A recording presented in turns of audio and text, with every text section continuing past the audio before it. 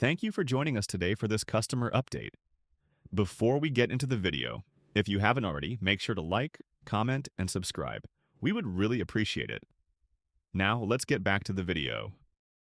Good morning, everyone. Thank you so much for joining us and thank you for your business. I'm going to go ahead and share my presentation with you and we shall move along the customer update. Today, we are going to be covering upcoming business changes, a reminder of our offerings, supply chain news or tips that we think you can use, and then Julie Call will be covering the live demonstration of our DC Warehouse version 0.055. Once again, thank you for joining us. The purpose of our customer updates are our team is constantly enhancing the DC Warehouse Automation Suite with crucial supply chain manufacturing and distribution features. Our goal is to assist you and all of our customers by allowing you to streamline your processes, saving time, saving money, using modern technology, and also making sure that you receive the savings from shipping and streamlining all your processes. New features are put into the DC Warehouse product by a couple different manners. Sometimes it does come from a custom development where it is paid for by a customer, but we incorporate it into our base product so you do not have to pay to continue moving that up. And if we feel like that is a universally good new feature, all of our customer base can work with that and have access to it. We also have many requests from our customers that are put into our product, and we continue to add quite a few new features and functionality, as well as working with the various carriers and their latest APIs and technology and services as well. So as a recap, DC Warehouse modules are our enterprise and small business edition. Obviously, all of you have that. We also have our package manager, which is our multi-carrier shipping solution for parcels. It includes UPS, USPS through Indicia, that will soon be called ShipStation, FedEx, and we also offer a FedEx freight option. We have a Purolator option, and we also have our Banyan LTL option, and that's integrating all your freight carriers through Banyan, a true TMS system that everything works within the four walls of your DC Warehouse application. So basically, you can shop for rates, book a load, streamline your entire pick, pack, and ship process, print out all your appropriate shipping, and then tracking that information as well. We also have an Avalara integration for those of you who collect sales tax. And we have an optional 3PL module and a credit card module as well. So those are all part of our suites. Not to always thump on anybody, but it is very important to train in any new personnel. Once you've deployed DC Warehouse, we have customers that come out once a year to deploy additional functionality. We also train you if you want to do additional process improvement, if you have major changes in your business, and also if you have brand new employees or team members that need to be trained. And we have customers who also come out to really dive into all of our latest features. Not training your new employees is really doing you a disservice. So please consider our 2-day training. That is an option included in your annual renewal. So that's 2 days in St. Louis for up to 4 employees.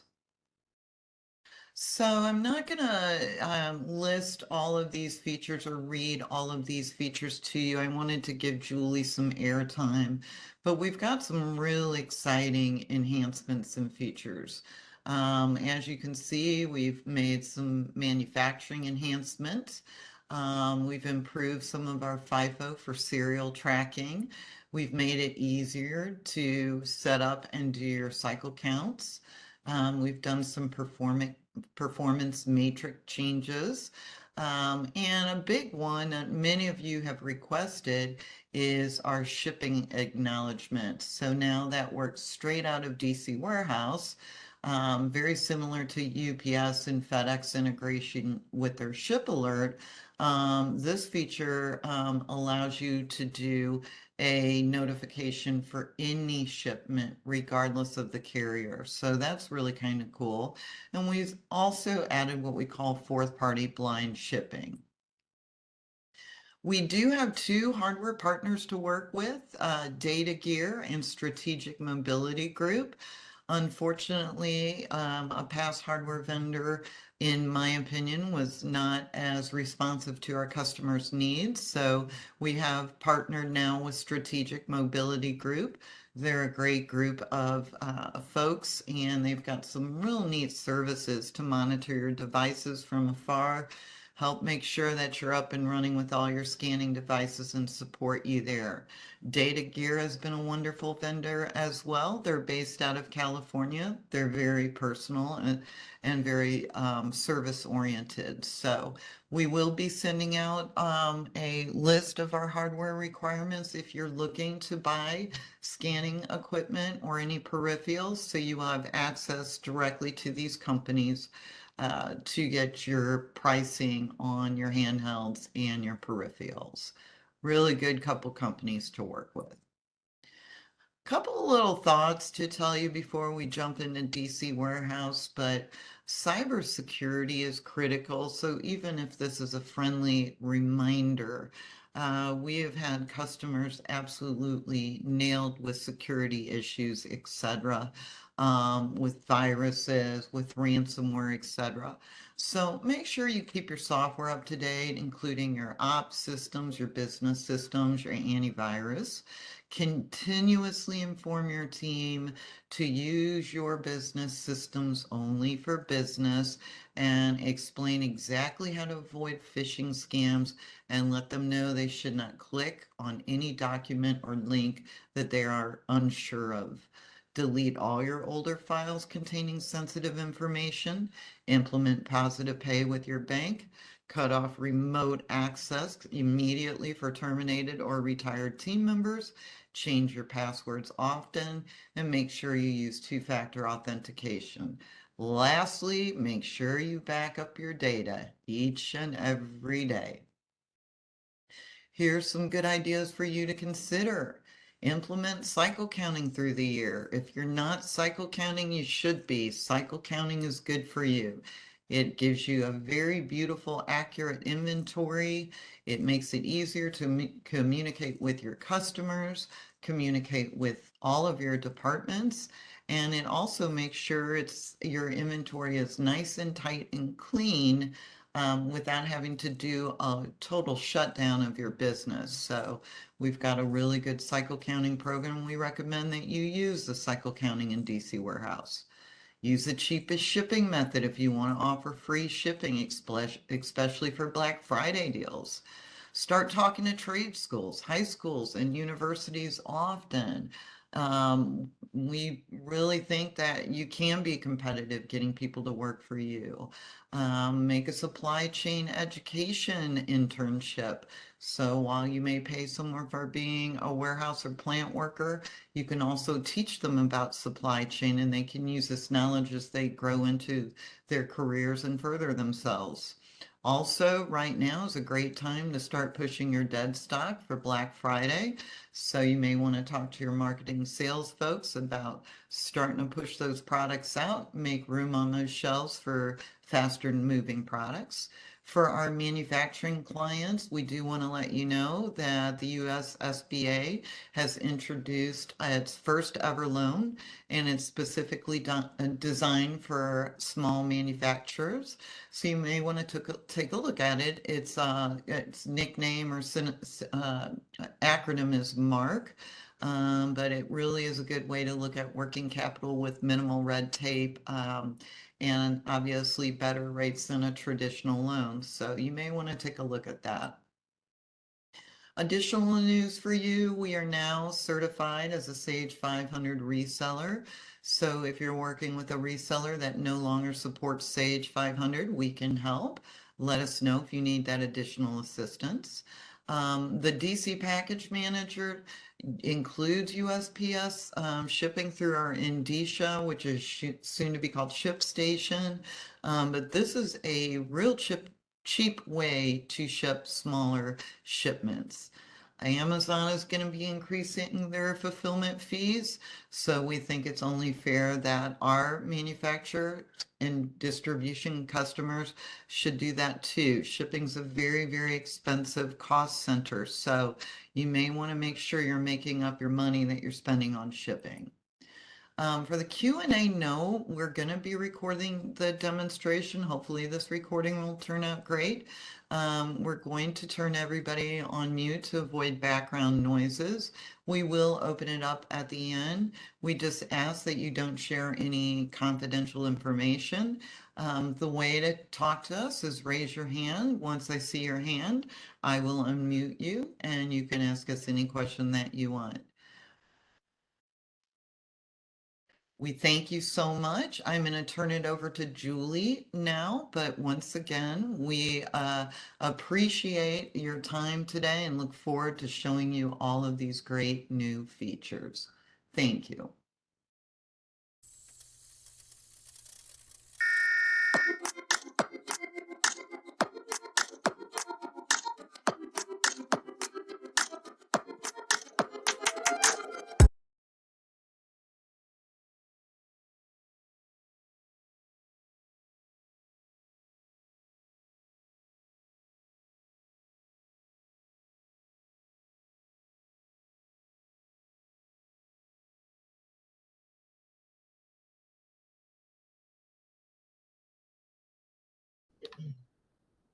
I'm going to go ahead and give it a number, 2868. I'm going to pick up a specific customer. And let's say that I decide to use, I'm just going to put one where I know I usually overwrite this. I'll load the defaults for that specific one. And let's say that I want to update the information on here by hitting this 3-dot button to be my contractor's information. So I'm just going to say, I'll call that contractor. That, put in my specific address. Let's say that I'm just going to put their contact information as contractor phone. I'm just going to change something on here to show that it does come through. And let's say that I've got that updated. Now you'll notice that there's this new box where I can simply check that, put the fourth party address, and this would be like the job site that it's going to go to. So I can say, I'll just call it fourth party so we can tell easily if it makes it through. And I'll put just a specific address that it's going to go to.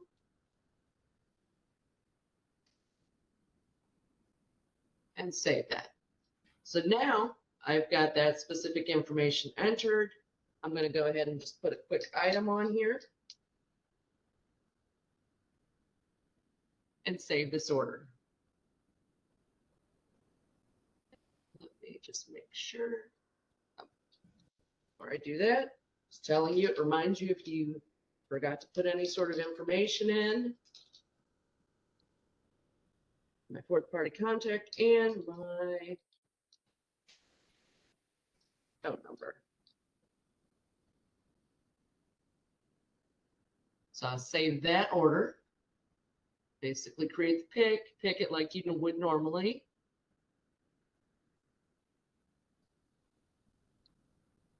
And I'll go ahead and just bring this order through.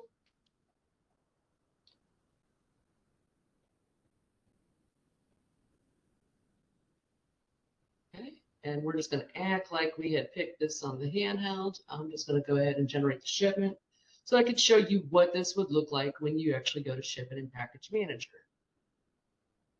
So at this point, I've picked it, and I'm going to go over to my Package Manager, bring up this specific sales order. Let's say that I will go ahead and package this shipment. First thing to point out on here is the pack list. So basically the main difference with a third-party blind ship or a fourth party in this case, what we put in the contractor area shows up as my ship from. What I put in that fourth party shows up as my ship to. So all of that information can be controlled by those two specific fields to show who the ship from, who the ship to is. And then same concept. So not only does it change the pack list, but when I go ahead and I ship that, this applies, this one's a UPS, but when I ship it, this will apply for UPS, FedEx, those various integrated carriers. You could see here the ship from, the ship to has all of the correct information that we had entered. And even if this wasn't an integrated carrier, if I had simply come here and also, let's say it was, just a generic carrier, I just need to print my generic shipping labels, it also updates the information here. So 3 different places: pack list, carrier integration labels, or generic ship labels. All of those forms will recognize that new fourth party blind shipping feature. So that's one of the first features that we've added on the sales order pick, pack, ship side. The next one is going to be our ship acknowledgement. And this one is really cool. Basically what this feature does is it allows you to send a ship acknowledgement email for all shipments for any given customer. So you can go ahead and do this for UPS. You can do it for FedEx. You don't have to use UPS's or FedEx's Quantum View if you don't want to, or ship alert notifications. In prior versions, that's all that we had handled it for, was the UPS and FedEx. In here, to activate this, well, first of all, you'll have to go ahead and set up a new, it's like an HMail server. We have specific directions that will be in the actual release notes for that. But you will be able to come in under maintenance, go to your customer options. Let me go ahead and bring up a specific customer here. So I've got Algar set up. And if you notice right here where it says sends ship acknowledgement, I can change this to yes. That means that every shipment for this customer will get an email acknowledgement sent out to, you could send it to one email address, you can send it to multiple email addresses. You just separate them with a semicolon in there. So you can go ahead and update that. So who should get the specific email acknowledgements in the system. Once you have that set up, I'll go ahead and I'll do this. There's 2 different ways. We have our, basically our small shipments that you'll press a specific button for those. And then if you use the truckload manager, you'll press a specific button for that. So let's start off with let's say a small parcel shipment. So I'm going to come here and I'm going to enter a sales order to 869. Pick this customer up. I'm going to put in a PO. So let's say that I'm going to put my PO as 10/21/25/01. I'm going to go over here, just change this to be destination type today. Okay, there we go. And then I'm going to put in 2 items. just so you can see in the email acknowledgments how it will look when it actually gets sent out to the customer.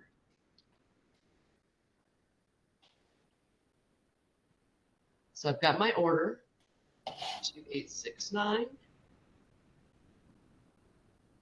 I'll go ahead and create the pick list. Again, we will act like we picked it.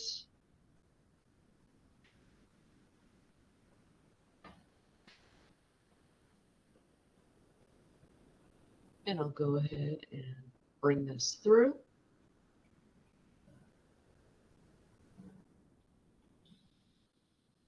Okay, so at that point, basically, we created the picks. We'll act like we had picked it through the handheld. And I'm going to go into Package Manager to process the shipping for this specific order. So 12869. At this point, let me just go ahead and package my order. Basically, at this point, you would do your normal processing. The only difference would be is if this specific customer has that ship email acknowledgement turned on and you've got those email addresses entered into the customer options screen, as soon as you hit ship here, it goes out. First, it will talk to UPS and get all the necessary information because we want a tracking number on this email acknowledgement. Then, so you can see here that it did go ahead and grab my label. But you'll also notice that it just gave confirmation saying that this was one that had an email notification. So it tells me it sent a notification to this user and to this user's email address. So I can click OK. If I pop over here, we see that an email notification came in. So it says that basically this came from Systems of America. This was the shipment number. Here is the information for that specific shipment. Shows me the PO number, the sales order date, items, quantities. You can input all of this information, and this information, like account manager, etc., all of that will actually come from one other piece. So up here in your setup WL options, you will see now that there will be a ship acknowledgement email configuration where you can put in from email, password, the actual server IP address, and so on. So you can configure all of that information right there as well. So once that's done, an email went out, and again, that can go to multiple different email addresses. We'll do one more order just for, let's say, if you were utilizing our Banyan integration or doing the LTL, I'm going to go ahead and just enter a sales order for one of those. 12870. Pick up the same customer, but I'm going to go over here, change my ship via to this specific one. I will change it to be my FOB, and then let's say that I put in a couple of items with different quantities.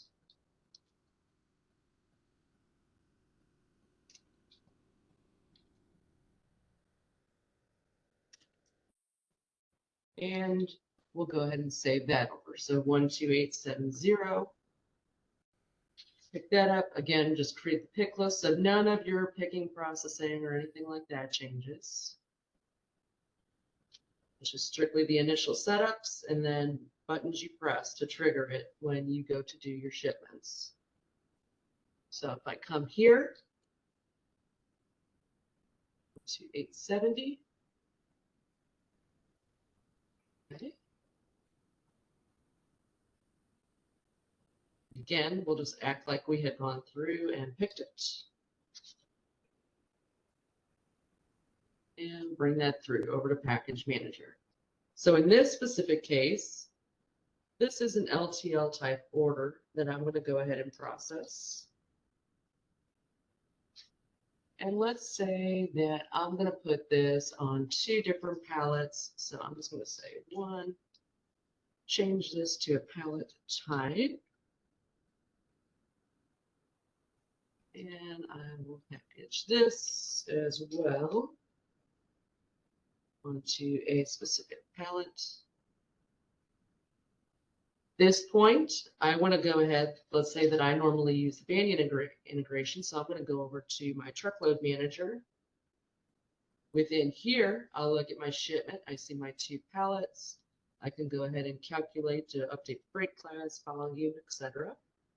I can go to my Banyan processing, because that's how, if you are using that specific feature, how you would go through and you get your pro number returned back when you go ahead and you book it. Request my quotes. And if you weren't using Banyan, let's say, at this point I'll book it. If you were not using Banyan, you could also use the truckload manager, do the manual pro number update, just because if you have a ton of pallets or a ton of boxes, you would want that to update. And then you'll still hit the same button from this screen, which would be the print VOL at the end. So that has booked successfully. I'm not going to close it just yet. You notice a pro number has been returned because I decided to go with SIA. Pro number returns back to the truckload here. And at this point, because commonly the last step on these LTLs would be after you have the pro number to print the VOL. So when I print the VOL, not only would you get your VOL, but at that point, since it knows that you have your pro number for this type of a shipment, so basically you see that it's printing that VOL at this point. But it also, again, gives you the notification to confirm that, yes, it was able to send out that email notification.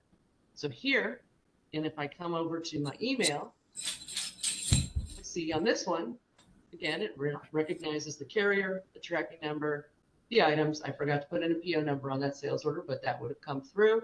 And again, it shows you the shipment number. So email acknowledgements can go out for every type of a shipment in the system. You choose it by customer, and you can also do multiple email addresses. So that is also available now within the system. A few others definitely that are available in here. Some of the smaller ones, SO hold utility change request. In here, this was just a matter of adding a new field. But for those of you that may forget about this feature, the SO hold is a very good way to come in here and see things like, you know, how many orders do I have on hold just at a header level? How many orders do I have on hold at the line level? What's on credit hold? You could simply come in here and just see all of those orders at one time. So let's say that I just said orders that are on SO hold at the header.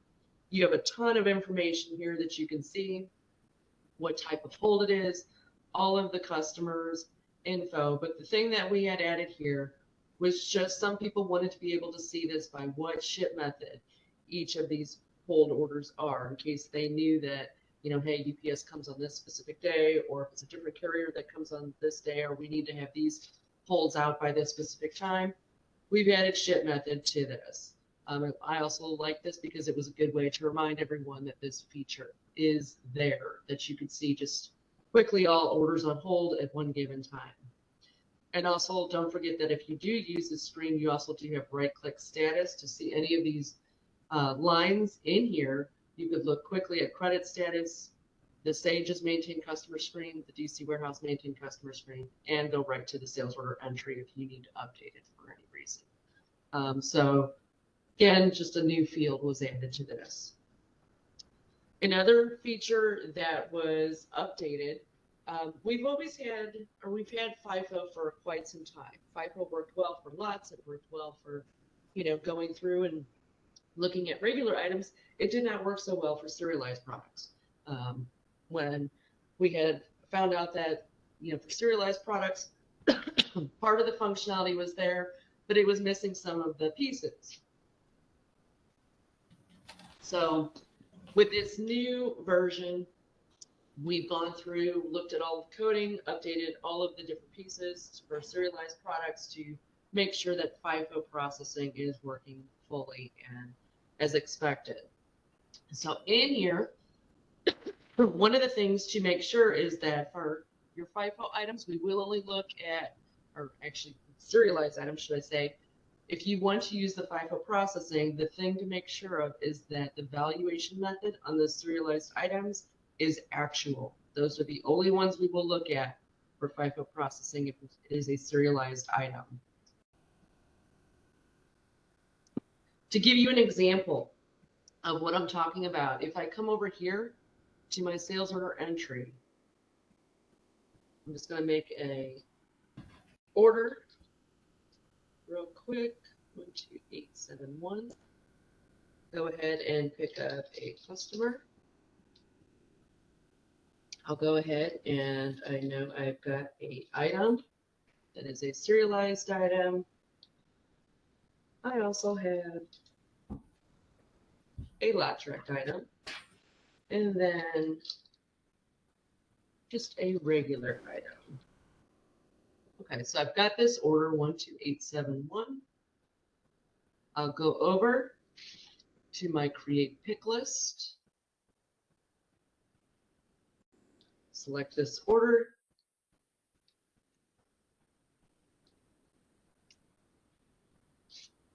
and show you some things that you should be expecting if you do decide to turn on FIFO. Before I do that, I want to make sure that I hit that FIFO option, select it. And if I then go to my next screen, I've got my pick list. We will actually go and pick this one. And if I print this out, I'm choosing wave format. Notice that it will go ahead. It does show me serial, the suggested serials. It shows me suggested lots, which you should have been expecting with any sort of FIFO processing. It will show the information for both of those. Once I go through and create this pick list, the other thing you should expect is that when I go to my handheld and actually pick this, Momo, no. go into directed picking, go to wave picking,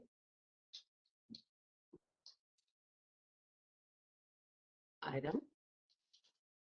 With you are utilizing FIFO, and let's say that I had picked up a specific bid. With FIFO, it should be automatically grabbing and telling you which serial number you should want at that point. In prior versions, it was letting you pick from a list, but it wasn't actually bringing that up and suggesting that one for you. We still will allow you to use the F2 skip over function. Let's say if you got there and that specific serial number is all the way in the back, you don't want to have to pull everything out to go grab it.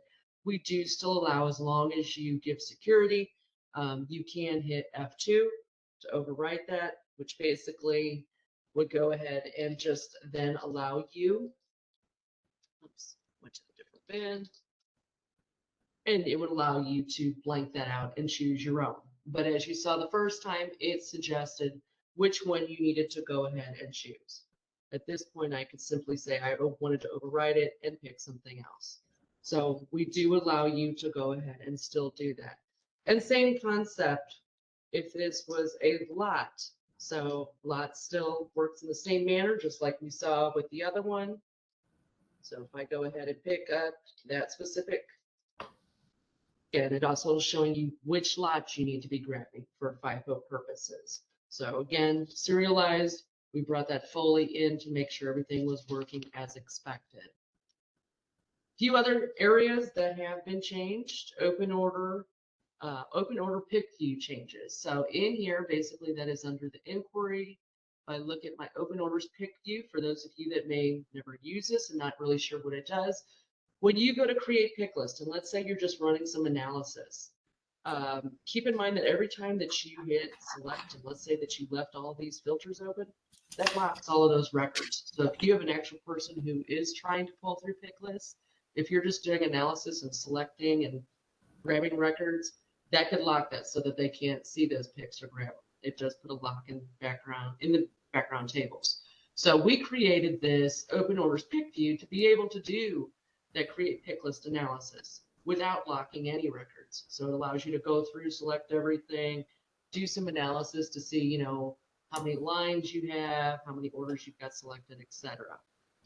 The main thing with this, as far as a change that was made, let's say that I go in here and say, oh, it's after 9/25/2025. Okay, I'm just going to go ahead and press select.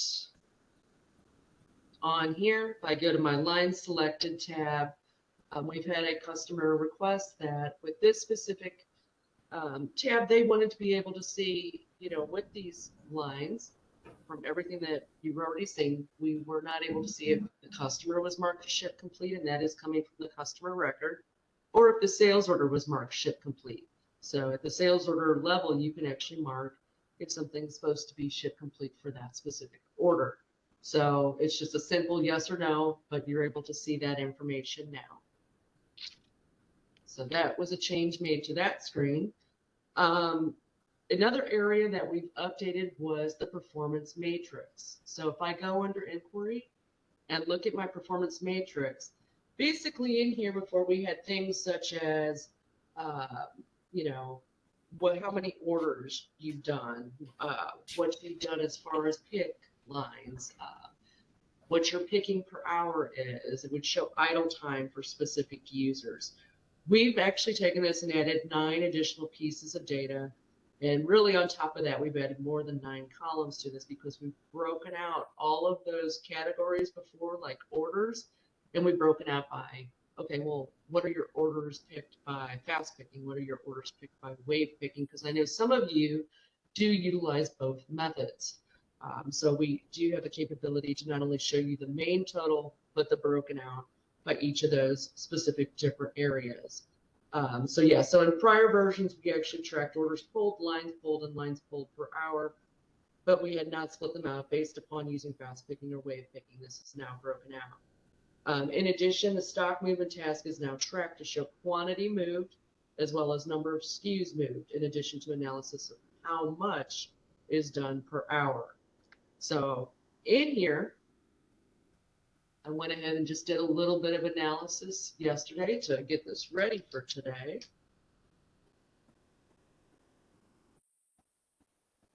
And so if I come in, bring this up, you can go ahead and see some of the information that I have here.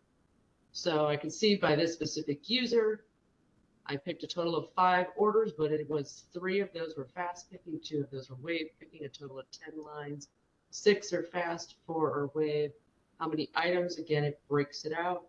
It shows you the total pick hours, how much of those were wave and fast. And then it also starts breaking out even more.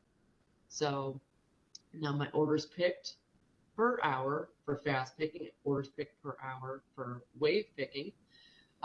Same thing with lines. You'll see all of that. How many, not only lines, but items picked per hour. So a lot of analysis here.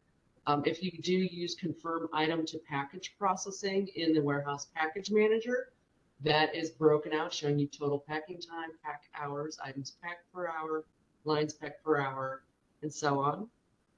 Idle time is still there if you are tracking that.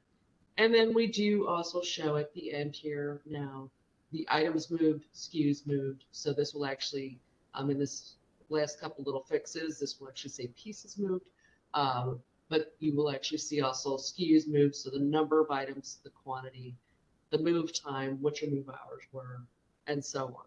So all of that has been added. So quite a bit of functionality has been added to this performance matrix to show you all of that information. That has definitely had a lot of functionality added to this performance matrix in the system.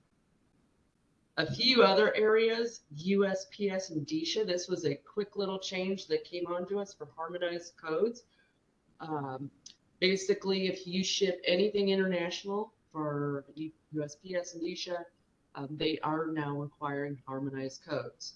We had already had this functionality for UPS and FedEx. That was already in there. You're wondering, where do you put harmonized codes in the system? Under maintenance, maintain items. Sage does not have this field. That's why you have to come to DCWarehouse to add this field. But let's say if I bring up 100, we did add a specific field for harmonized code. You're not setting up your item specifically over here. This is the same screen as Sage, just a copy of it. We just customized it to put in this specific field. But basically, just to show you what this did is when I go through and look at a specific order in my package manager, I have processed this shipment. It was a USPS shipment, and it is international, so this is a Canadian shipment address that I use. If I come over here, just to show you what the main change was, I look at my XML for this specific file, because Indicia is still using the XML files. So in here, yes, Indicia, look at my request. You will see that basically we had to go ahead and be able to support this tariff number. That is an update that is in this 55. So if you do use a lot of Indicia USPS shipment, international shipments, should I say, you will want to move to this version, because that was put out there as a requirement that is needed.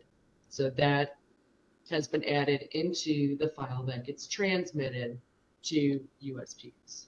A few other things that have taken place on the sales order side. We are in the process of doing a package manager activity log. There isn't too much to show yet for that. And the reason being is because we're in the initial stages of that. We're creating the tables, the stored procedures. Basically what that's going to do is that's going to give us a usage log for the package manager. Recording start time, time of last shipment, count of shipments, packages by user and by PC. So that is starting to be all recorded. We have added tables in there as well as stored procedures. Next release, we'll actually start adding things like reports and inquiries to grab that data. So I just wanted to give you an idea of what was put in with this specific version.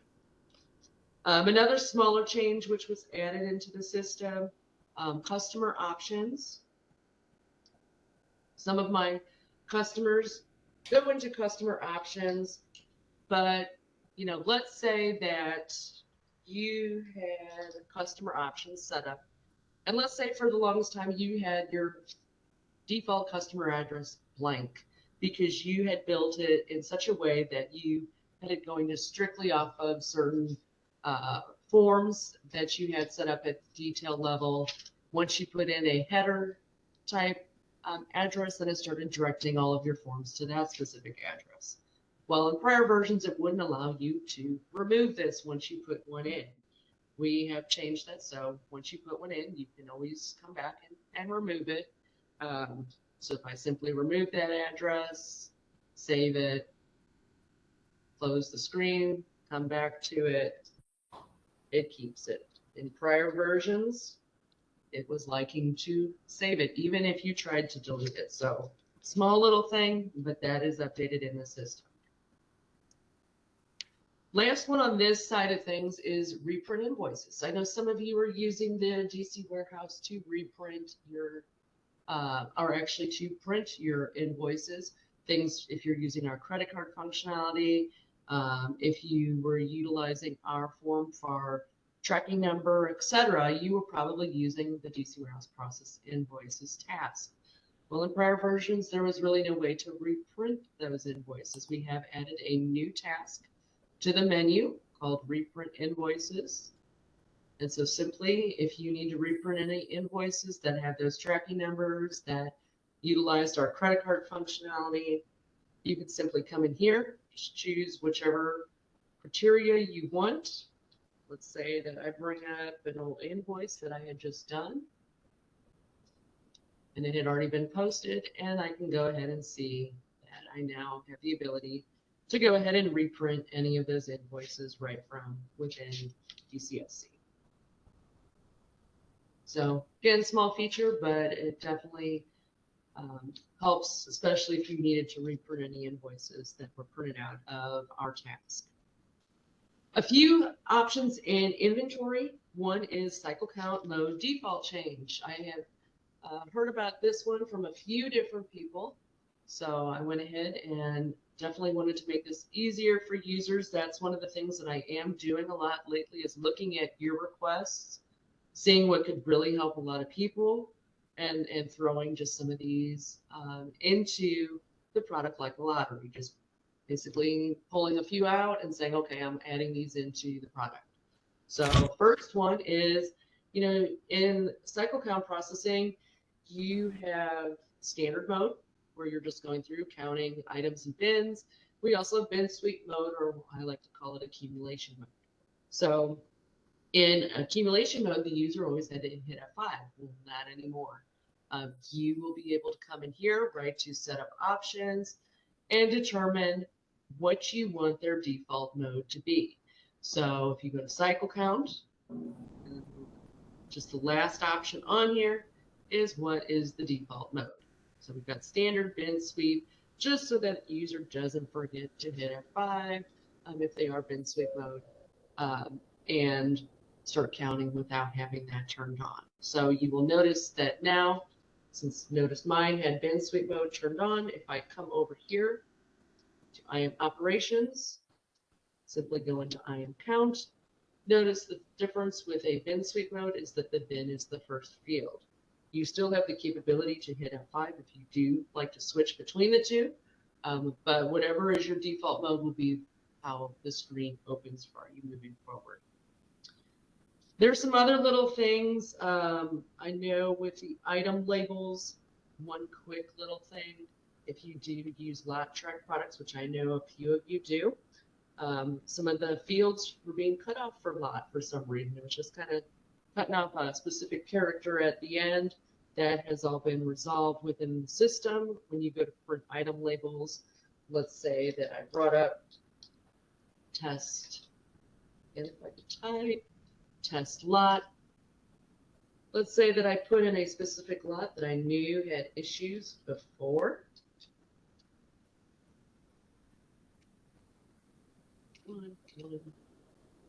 And I'll go ahead and just print this.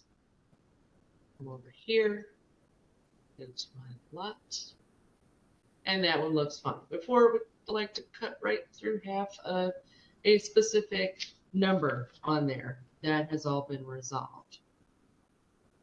Couple things on the manufacturing side have been updated. One of them is the move materials. So move materials enable item move tolerance.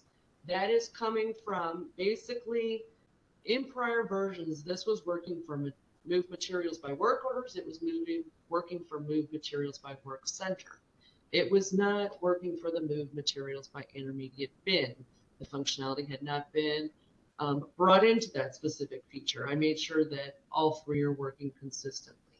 So in here, what I'm talking about is if I come over to my manufacturing, go into transactions, move materials. First two worked fine in prior versions. Third one did not. And that is coming from, if you look at your RF options for manufacturing, move materials, we have something called item move tolerance. So if in my case, I have this set as 0, that means I do not want anything moved more than what I was expecting. So if I'm supposed to move 10, can I move 11? No, I should not be able to. So in here, just to show that this is now working, if I go to my intermediate bin, I can pick up a specific work order, go ahead and choose, I'm going to put this in my intermediate bin cart, and let me scan my bin here. When I get to the specific quantity field, you will notice that I need 3. If I try to put 5, it does tell the user you cannot do that. So just again, another simple thing, making everything consistent. There was a lot of cleanup in this version. I wanted everything consistent throughout screens.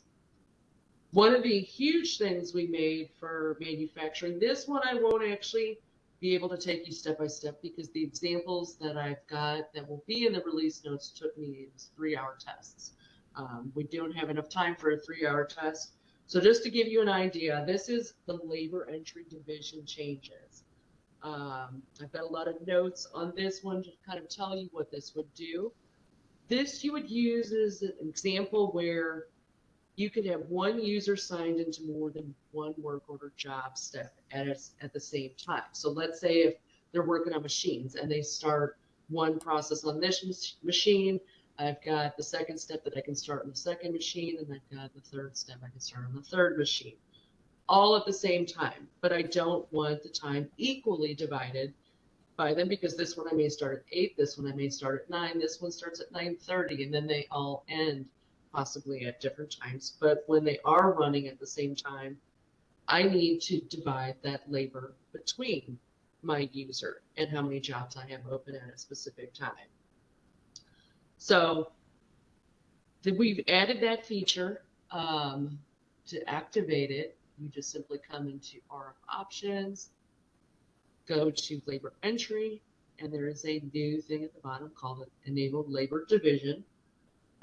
Basically, this scenario works or this will work with certain scenarios. So it applies when one user signed into more than one job step at a time on the same work order or on multiple work orders using start job. It will not work on just regular labor entry. So just to make that very clear, it does not work on labor entry. You do have to use start job, stop job for this to work. This functionality will not change any labor recorded using that standard labor entry task. It will only change, as I mentioned, when using start job, stop job. User will be defined by employee ID used, not the RF user ID. So with manufacturing, you have a specific employee ID. It looks at that.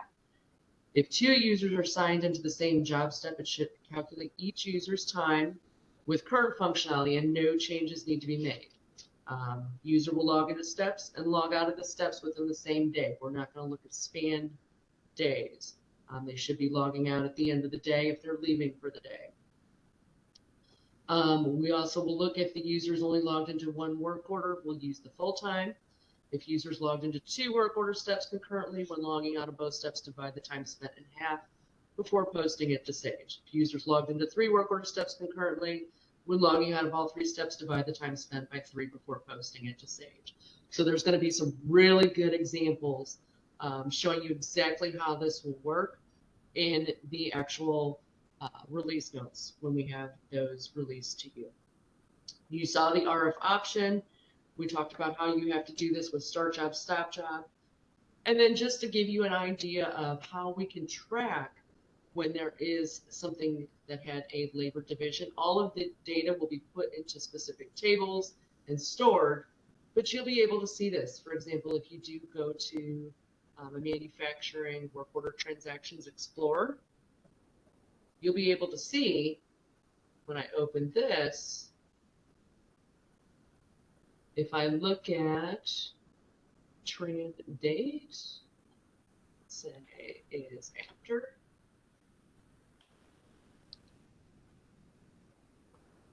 (9201),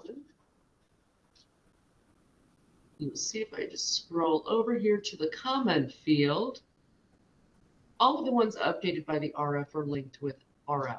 But if it did have labor division, if it met one of those rules, we will have RFLD, meaning it does have a labor division before it went ahead and updated the up to hours back to Sage's database. So that has been updated to show you if something would have that division. We also do include break times in there. So if you are one of the manufacturers and you're reporting those break times and you want us to make sure that the break times get deducted correctly, that has been thoroughly tested and updated within the system. So that is within there as well. One last thing that I do want to point out, and this is in our credit card functionality for those of you using the credit card piece. A new feature has been added to the credit card functionality support, keeping a customer on credit hold if they are over a credit limit. So even if the credit card for the order is authorized. So if you, let's say you had a customer that was on credit hold just because you do additional fraud checking, Before, what was happening in prior versions, if they were authorized, it removed that credit hold. With this new version, you can come into your WL options,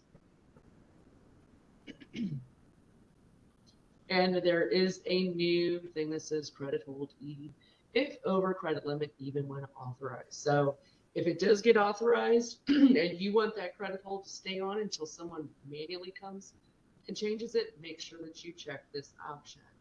So basically, if I go ahead and just to show you what I'm talking about here, last little scenario, I'm going to enter an order.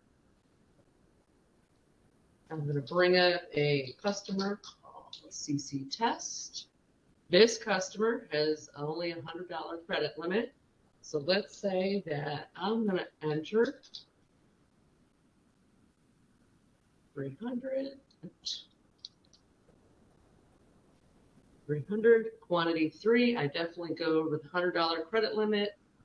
I'm going to go ahead and press save. Notice it immediately recognizes sales orders on credit hold, but also it's on credit hold because they went over the limit. They also have not authorized the card yet.